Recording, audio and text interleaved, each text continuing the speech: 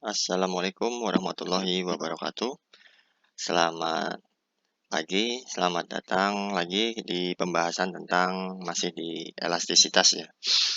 Namun kali ini kita coba membahas tentang elastisitas penawaran, yaitu sebuah pengukuran kuantitatif akan seberapa besar pengaruh harga terhadap perubahan QS atau quantity of supply. Jadi sama halnya dengan pembahasan waktu elastisitas permintaan, namun di sini yang membedakan hanyalah kita mengukurnya terhadap perubahan quantity of supply. Jadi sama persis ya, yang membedakan hanyalah terhadap perubahan kuantitas yang ditawarkan. Jadi kalau kemarin kita membahas tentang kurva permintaan, maka kali ini kita akan membahas tentang kurva penawaran. Karena yang dibahas adalah quantity supply-nya. Oke, jadi seperti yang kita tahu, kita bisa menghubungkan ini dengan hukum penawaran ya. Ketika harga berubah, maka kuantitas penawaran juga akan berubah. Kita bisa ingat kembali ke video yang lalu bahwa ketika harga naik, maka kuantitas penawarannya juga naik. Namun dalam pembahasan kali ini, seberapa naiknya itulah yang akan kita menjadi titik fokus topik ya. Seberapa naiknya atas perubahan harga ya. Perubahan harga bisa naik, bisa turun. Secara rumus ini dituliskan, jadi gampang saja, sama persis dengan elastisitas permintaan, namun di sini yang membedakan hanyalah pembahasan QS atau quantity penawarannya. Jadi gampang, rumusnya di sini bisa kita lihat yaitu persentase perubahan quantity supply dibagi dengan persentase perubahan harga. Sebagai contoh misalnya ketika terjadi peningkatan harga sebesar katakan sebesar 5%, maka terjadi perubahan kuantitas yang ditawarkan sebesar perubahannya misalnya 10%, maka 10 dibagi 5 ya. 10 dibagi 5 sama dengan 2. Jadi semudah itu memang ketika kita mengetahui ya secara data persen. Misalnya kita mengetahui data terjadi peningkatan harga sebesar 5%, maka karena meningkat ya harganya, maka supplier atau produsen akan meningkatkan penawarannya untuk meningkatkan laba kan sesuai dengan perilaku perusahaan atau perilaku produsen. Dia tingkatkan kuantitas penawarannya, meningkatnya misalnya dia meningkat ternyata 10% meningkatnya. Maka 10% dibagi 5% sama dengan 2. Jadi 2 inilah koefisien ya, koefisien elastisitas penawarannya. Atau misalnya ketika kita tidak tahu data persennya, maka kita bisa menghitung dengan cara yang kedua, quantity supply. Ini quantity supply ya maksudnya, karena kita dalam konteks elastisitas penawaran. Jadi quantity supply setelah dikurangi quantity supply sebelum dibagi dengan rataan ya, atau rata-rata quantity supply setelah ditambah dengan quantity supply sebelum dibagi dengan harga setelah dikurangi harga sebelum dibagi dengan rata-rata harganya ya, rata-rata harga setelah dan sebelum. Secara teorinya ketika koefisiennya di atas dari 1 maka dinyatakan elastis, dan ketika di bawah dari 1 maka dinyatakan inelastis atau tidak elastis ya. Jadi semakin lebih dari 1 maka semakin elastis. Begitu juga ketika itu semakin kurang dari 1 maka dinyatakan semakin tidak elastis. Dimana kita ingat di video yang lalu sama ya tentang elastisitas permintaan. Elastis itu secara konsep ya itu berarti mudah berubah ya, mudah berubah. Artinya segera dengan mudah bisa direspon oleh perusahaan. Jadi adanya kenaikan atau penurunan harga itu bisa direspon dengan baik ya oleh produsen atau oleh supplier untuk meningkatkan kuantitas supply-nya. Kalau elastis berarti dia tidak terlalu bisa direspon dengan baik ya, dengan cepat, dengan baik oleh supplier atau oleh produsen. Oleh karenanya secara simbol itu dituliskan seperti ini. Persentase perubahan kuantitas supply itu lebih besar daripada persentase perubahan harga. Artinya di sini kita dapat menyimpulkan bahwa perubahan harga dikit aja ya, perubahan harga dikit itu bisa menimbulkan perubahan kuantitas supply dalam proporsi yang lebih banyak. Itu ketika elastis ya. Jadi perubahan harga sedikit itu bisa menyebabkan kuantitas perubahan penawaran yang dengan proporsi yang lebih banyak. Sebaliknya ketika inelastis berarti persentase perubahan harganya itu lebih banyak daripada persentase perubahan kuantitas penawarannya. Atau bisa dibaca terbalik, berarti persentase perubahan kuantitas penawarannya itu lebih kecil daripada perubahan harganya. Artinya harga sudah berubah banyak nih, namun perubahan kuantitas penawarannya relatif lebih sedikit ya persentase perubahannya. Jadi konteks pemahaman dan analisanya sama persis dengan elastisitas permintaan, namun ini konteksnya adalah kurva penawaran. Untuk menambah pemahaman, kita bisa coba lihat dua grafik ini ya, dua grafik penawaran, yaitu grafik yang kuning dan yang hijau. Yang kuning ini tentunya bisa kita lihat ya, ini berarti lebih landai ya, lebih landai. Dan yang hijau adalah lebih curam. Jadi yang kuning ini lebih landai dan ini adalah lebih curam ya. Lebih.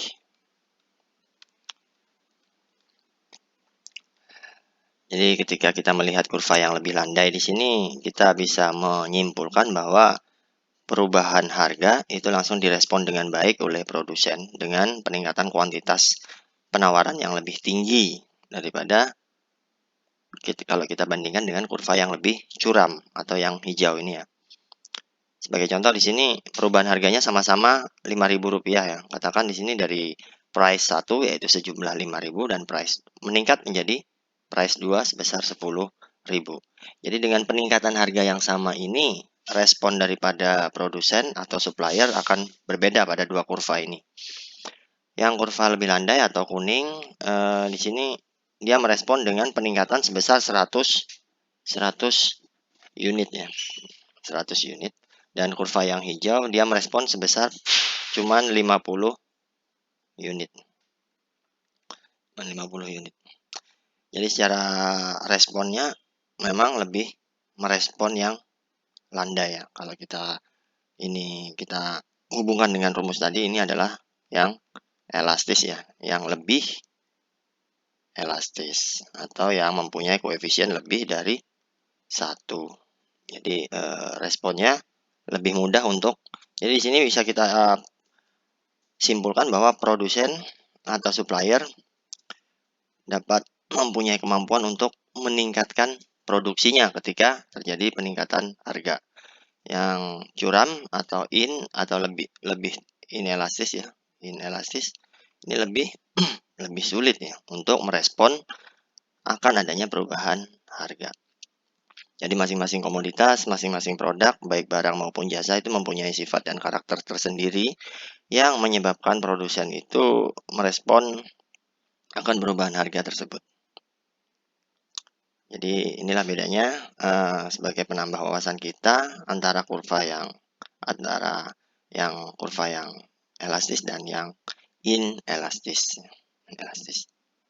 Jadi tergantung daripada barang-barang tersebut. Sekarang kita bisa menghubungkan kembali kira-kira apa ya faktor yang menyebabkan barang tersebut menjadi elastis atau menjadi yang inelastis. Jadi sebenarnya barang atau jasa itu bisa menjadi elastis atau tidak elastis, itu kata kuncinya yaitu kemudahannya ya. Kemudahan supplier atau produsen tadi untuk meningkatkan produksinya ya, Jadi sebenarnya itu kita nggak perlu menghafalnya satu-satu ya. Kan kita secara logika bisa memahaminya secara konsep saja, yaitu ketika produsen itu mudah untuk meningkatkan produksinya, maka respon terhadap perubahan harga itu juga menjadi lebih elastis. Nah, kemudahan untuk meningkatkan produksi itu bisa disebabkan oleh beberapa faktor ya, yaitu, cost atau biaya produksi, waktu, besarnya pasar, pasar input, dan lain-lain. Oke, kita coba bahas satu-satu di sini, cost atau biaya produksi ya.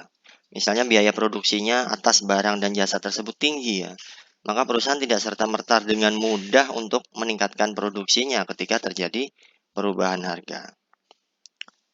Karena biayanya tinggi. Misalnya produksi komoditi tersebut mempunyai barang input yang mahal ya, barang input. Ya, barang input itu bisa tenaga kerja, bisa modal, bisa teknologi yang dipakai, atau faktor-faktor produksi yang dipakainya mahal, maka ketika terjadi kenaikan harga, dia nggak bisa merespon dengan cepat, dengan baik, dengan banyak ya. Sehingga eh, untuk komoditi-komoditi barang yang mempunyai cost produksi yang tinggi, maka akan bersifat lebih inelastis, Sebaliknya ketika cost-nya murah, maka perusahaan itu mempunyai kemampuan yang lebih baik dalam merespon peningkatan harga. Dia dengan mudah bisa meningkatkan kapasitas produksinya ketika terjadi kenaikan harga. Jadi lebih respon. Ya, itu masuk akal ya, mudah sekali kita pahami. Kemudian waktu ya. Ya, pada beberapa komoditas barang atau jasa itu terkadang mempunyai syarat waktu ya untuk memproduksinya. Ada komoditas yang diproduksi dengan waktu singkat, ada yang komoditas yang diproduksi dengan waktu yang lama. Contohnya misalnya dalam sektor-sektor pertanian. Ya, walaupun ada peningkatan harga, tapi dalam sektor pertanian kan ada masa tunggu ya, masa tunggu untuk memproduksi barang dan untuk memproduksi hasil panennya. Jadi di situ walaupun ada kenaikan harga, nggak bisa serta-merta langsung disediakan ya, karena harus nanam dulu, harus nunggu panen dulu. Katakan jagung harus 3 bulan, katakan padi harus 5-6 bulan, dan lain sebagainya. Walaupun terjadi kenaikan harga, tidak serta-merta dapat langsung bisa direspon oleh peningkatan komoditas pertanian. Yaitu sebagai contoh saja ya, kita bisa menghubungkan di komoditas-komoditas lainnya. Jadi semakin barang tersebut dapat diproduksi dengan singkat, maka sifat barang tersebut akan mempunyai sifat yang lebih elastis. Misalnya komoditas tersebut bisa diproduksi dengan waktu yang singkat, maka kenaikan harga akan dapat segera direspon dengan baik, yaitu dengan peningkatan kuantitas penawaran. Jadi ini waktu tergantung dari anunya ya, bisa jangka pendek dan jangka panjang. Jadi kalau pendek itu bisa disediakan dengan jangka waktu pendek, maka itu akan lebih elastis. Kalau disediakan dalam jangka waktu yang panjang, maka lebih elastis. Lebih inelastis. Kalau pendek maka lebih elastis ya, karena dapat merespon dengan baik.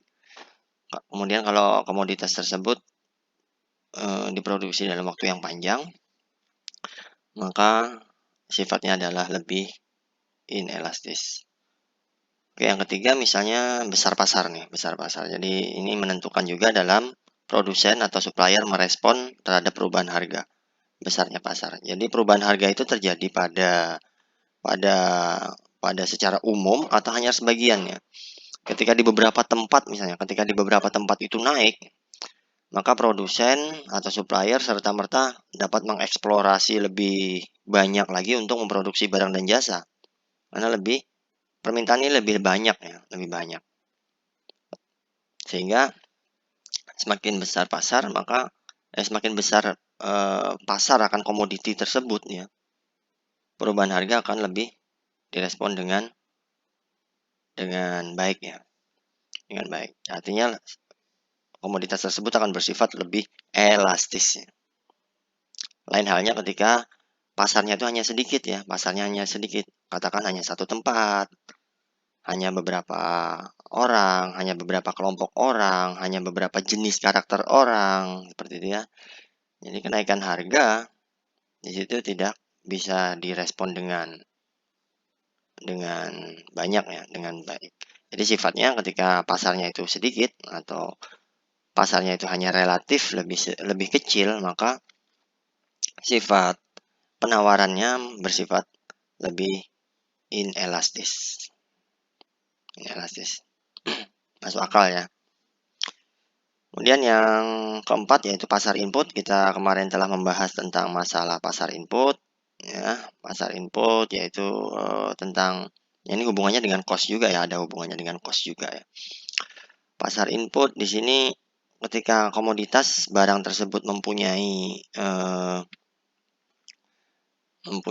pasar input, misalnya tenaga kerja, modal, teknologi dan lain-lain itu ketika peningkatan harganya itu ya, ketika peningkatan produksi itu mewajibkan atau menuntut untuk penggunaan faktor produksi dengan banyak, maka tentu saja akan mempengaruhi cost kan. Nah, ketika costnya semakin mahal, maka ini juga akan membuat sifat penawaran barang tersebut menjadi lebih inelastis karena costnya mahal. Jadi intinya lagi-lagi kita bisa menghubungkan di cost ini ya.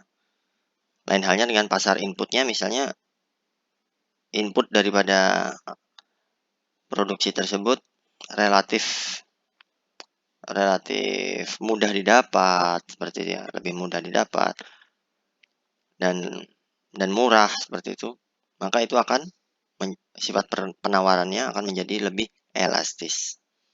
Peningkatan harga bisa langsung direspon dengan peningkatan kuantitas penawaran dengan jumlah yang lebih banyak.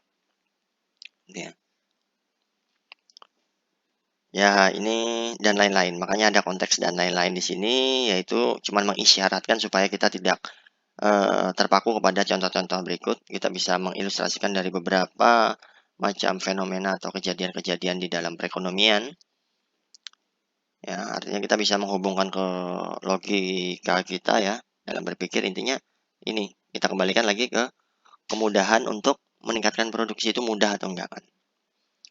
Jadi yang sekali lagi yang mempengaruhi kemudahan ini bisa harga, bisa waktu, bisa semakin besar atau kecilnya pasar terhadap pasar barang tersebut, kemudian pasar input atau input faktor produksi ya.